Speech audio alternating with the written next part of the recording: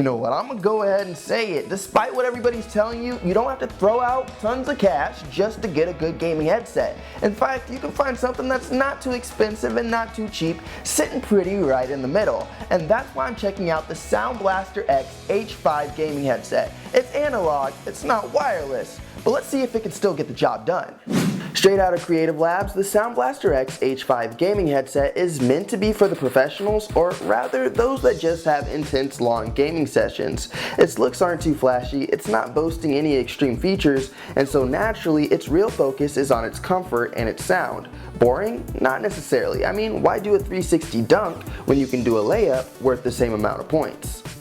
And while its packaging looks cool, there's not much to it. Inside you'll find the H5s, of course, an external mic that can be quickly plugged into the headset, a set of extra cables for different setups, and those weird packs of beads that nobody knows what they do really.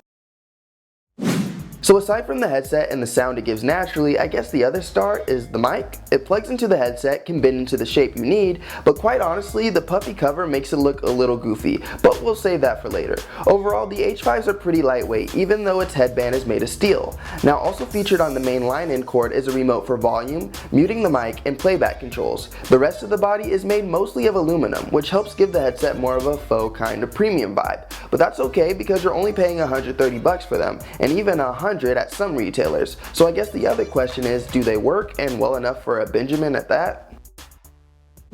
Well, in order to even get started with them, you should know how they work. The H5s work with the PlayStation 4, Xbox One, and really any other system with a standard headphone jack. And because of this, setup is easy. You can really just plug them in and play. Now, if you have the older Xbox One controllers, you'll have to use an adapter, but otherwise it's smooth sailing. Plus, since the headset is lightweight, they don't put strain on your head at all, which is a real plus when you get kinda lost into your games.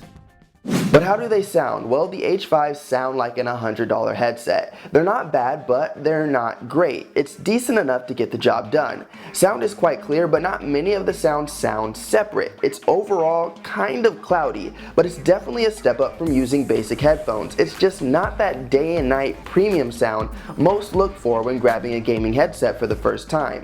My biggest gripe is that the sidekick mic doesn't seem long enough, and to top it off, my friends always told me it sounded far from okay, with a constant beeping noise and scratchy vocals. Then add that in order to raise the volume or access any other controls, doing so in the middle of the game could mean life or death. So you're comfortable in them, but not comfortable with them, and well, it's a bit of a bummer. Even so, the BlasterX H5s are an affordable option for those looking for a decent audio upgrade. They're comfortable and they're lightweight, it's just that the mic keeps you from playing with friends. So if you're a good listener, give them a look. But if you talk a lot, you may just want to keep on keeping on and wait to see what Creative Labs cooks up next.